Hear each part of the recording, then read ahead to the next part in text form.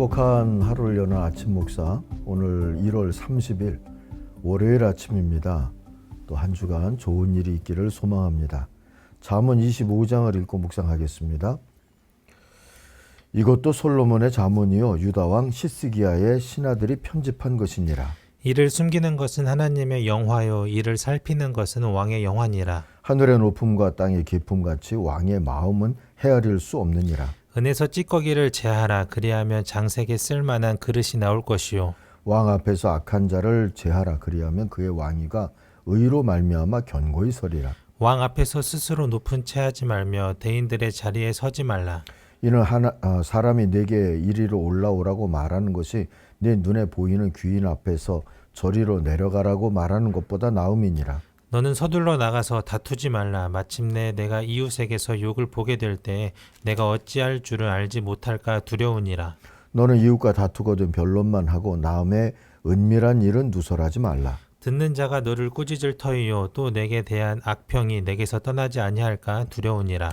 경우에 합당한 말은 아로새긴 은쟁반의 금사관이라. 슬기로운 자의 책망은 청종하는 귀에 금고리와 정금 장식이니라.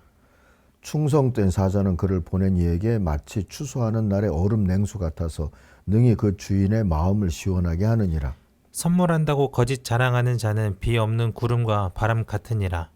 오래 참으면 관원도 설득할 수 있나니 부드러운 혀는 뼈를 꺾느니라. 너는 꿀을 보거든 조카리만큼 먹으라. 과식함으로 토할까 두려우니라. 너는 이웃집에 자주 다니지 말라. 그가 너를 싫어하며 미워할까 두려우니라. 자기의 이웃을 쳐서 거짓 증거하는 사람은 방망이요 칼이요 뾰족한 화살이니라.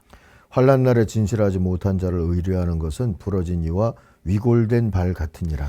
마음이 상한 자에게 노래하는 것은 추운 날에 옷을 벗음 같고 소다 위에 식초를 부음 같으니라. 내 원수가 배고파 하거든 음식을 먹이고 목말라 하거든 물을 마시게 하라. 그리하는 것은 핀 숯을 그의 머리에 놓는 것과 일반이요 여호와께서 내게 갚아주시리라.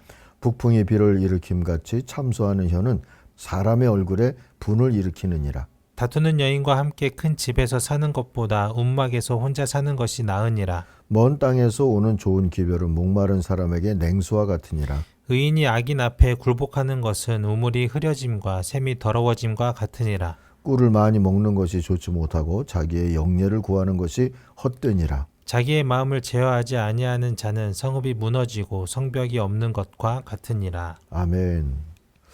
하나님 나라의 윤리라는 제목으로 묵상하겠습니다. 21절 22절 요절입니다. 내 원수가 배고파하거든 먹을 것을 주고 목말라 하거든 마실 물을 주어라. 이렇게 하는 것은 그의 낯을 뜨겁게 하는 것이며 주님께서 너에게 상으로 갚아주실 것이다. 자, 25장부터는 솔로몬의 잠언이 다시 시작이 되는데 시스기야 왕 때 편집한 그런 솔로몬의 잠언이라고 1장에 보면 나옵니다. 그래서 어찌 보면 왕도를 가르치는 그런 지혜가 들어있기도 하고 또 한편으로는 리더십의 상대적인 팔로워십이 무엇이 좋을지 그것을 가르쳐주는 지혜가 들어있기도 합니다. 그래도 오늘은 우리가 하나님 나라 백성이라고 하는 관점에서 오늘 주신 말씀을 한번 묵상해 보려고 합니다. 보다 긍정적이고 적극적인 윤리를 전하는 구절로 오늘 요절을 그래서 삼았습니다. 친구는 사랑하고 원수는 미워하는 게 상식적인 윤리겠죠. 그러나 하나님 나라의 윤리는 이를 초월합니다. 예수님의 가르침도 그랬어요. 내 이웃을 사랑하고 내 원수를 미워하라. 레위기 19장 18절에 나오는 이 말씀을 주님이 인용하시면서 그렇게 하였다는 것을 너희가 들었으나 나는 너희에게 이르노니 너희 원수를 사랑하며 너희를 핍박하는 자를 위하여 기도하라 했죠. 마태복음 5장 43절 44절에 나오는 말씀입니다. 산상수훈에 있는 이 구절이 속한 단락 전체를 이어서 한번 더 읽어보겠습니다. 이번엔 세 번역으로 43절부터 마태복음 5장 43절부터 47절까지를 48절까지를 한번 보겠습니다.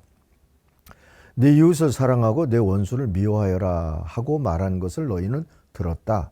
그러나 나는 너희에게 말한다. 너희 원수를 사랑하고 너희를 박해하는 사람을 위하여 기도하여라. 그래야만 너희가 하늘에 계신 너희 아버지의 자녀가 될 것이다. 아버지께서는 악한 사람에게나 선한 사람에게나 똑같이 해를 떠오르게 하시고 의로운 사람에게나 불의한 사람에게나 똑같이 비를 내려주신다. 너희를 사랑하는 사람만 너희가 사랑하면 무슨 상을 받겠느냐? 세리도 그만큼은 하지 않느냐? 또 너희가 너희 형제 자매들에게만 인사를 하면서 지내면 남보다 나을 것이 무엇이냐? 이방 사람들도 그만큼은 하지 않느냐? 그러므로 하늘에 계신 너희 아버지께서 완전하신 것 같이 너희도 완전하여라. 자, 이런 하나님 나라 윤리는 타자만이 아니라 공동체 전체를 또한 자기 자신을 이롭게 하는 하나님의 나라의 지혜가 됩니다. 미움은 상대를 해치기 전에 자신을 해치지 않습니까? 원수가 어려울 때 자비를 베풀면 오히려 그를 이기게 되는 게 우리 경험에도 있지 않습니까? 악을 이기는 것은 더 큰 악이 아니라 선이라는 말씀이 그래서 성경에는 있죠. 로마서 12장 21절에 나오는 말씀인데 이것 또한 바울이 전하는 하나님의 나라의 윤리이기에 한번 읽어보려고 합니다.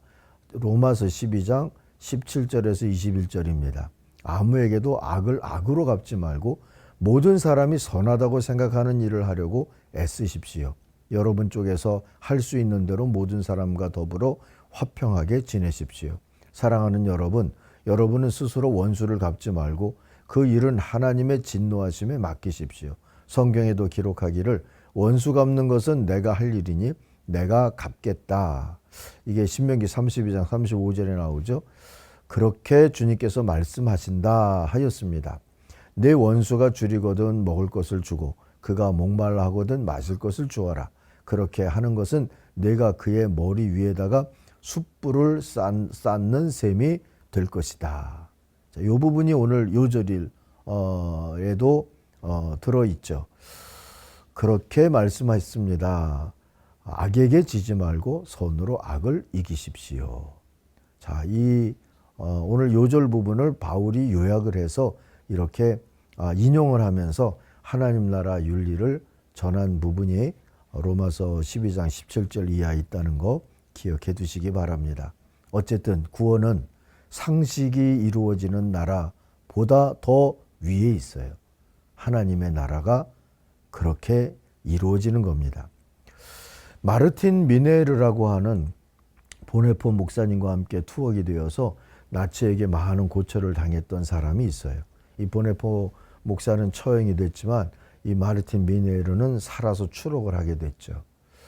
그는 정치를 위해서 투신하자 하고 결심을 했답니다. 그런데 어느 날 이 미네르가 특별한 꿈을 꾸게 되죠. 심판대 앞에 선 이들에게 꿈속의 주님은 왜 나를 믿지 않았느냐고 책망을 하세요. 그들이 대답합니다. 나를 욕하고 비난하는 사람은 많았지만 사랑으로 내게 예수를 전해준 사람이 없어서 믿지 못했습니다 하고요. 이런 꿈을 미네르가 7번이나 꾼 후에 그는 주님이 자신을 정치가보다는 사랑의 전도자로 부르신다는 것을 깨달았다 하죠. 그래서 결국 그는 목사가 되고 일생 동안 복음 전도자로 살았다 합니다. 경험은 때로 우리의 미래를 속단하게 하죠. 그래서 주님의 비전과 내 소망이 뒤섞이고 순종과 고집의 경계가 종종 모호해지기도 합니다. 그리고 하나님의 나라의 윤리보다 상식의 윤리, 자기 의를 이루는 윤리를 추구하게 만들죠.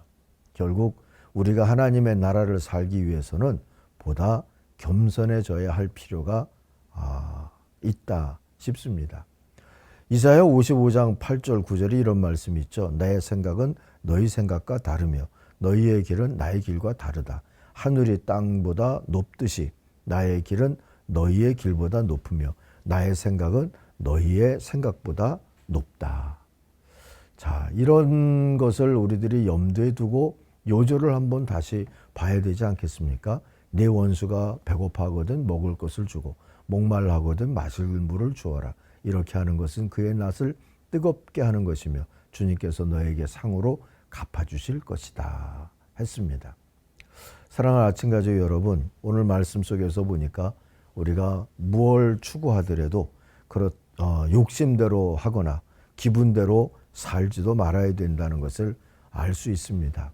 탐욕과 과욕은 밀어남과 통하죠. 오직 말씀대로 살기로 한 번 더 다짐을 하십시다. 그게 하나님 나라 백성으로 사는 지혜로움입니다.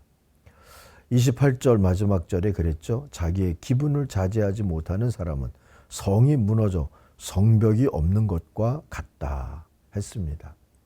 하나님의 말씀대로 살아가면서 욕심도 아니라 기분도 아니라 또 경험도 아니고 상식도 아니고 하나님의 나라의 다스림을 쫓아 살아간다면 그 속에서 이루어질 하나님 나라의 기쁨, 권위, 즐거움이 먼저 우리 것이 되어질 줄로 믿습니다.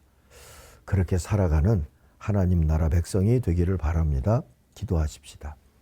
하나님 아버지, 변함없이 베풀어 주시는 주님의 자비를 우리들이 깨달은 자처럼 살기를 원합니다. 미움과 불신이 또 상식으로 이해가 될 때도 있는 우리들의 일상에서 우리를 구원하여 주시고 또 이 민족도 그 미움과 불신에서 구원하여 주셔서 주님의 자비와 또 하나님의 나라의 사랑으로 새로운 길을 찾을 수 있게 되도록 이 한 해 동안에 우리를 인도하여 주옵소서. 예수님 이름으로 기도하옵나이다. 아멘. 하늘에 계신 우리 아버지, 아버지의 이름을 거룩하게 하시며 아버지의 나라가 오게 하시며 아버지의 뜻이 하늘에서와 같이 땅에서도 이루어지게 하소서. 오늘 우리에게 일용할 양식을 주시고 우리가 우리에게 잘못한 사람을 용서하여 준 것 같이 우리 죄를 용서하여 주시고 우리를 시험에 빠지지 않게 하시고 악에서 구하소서. 나라와 권능과 영광이 영원히 아버지의 것입니다. 아멘. 각자 기도하겠습니다.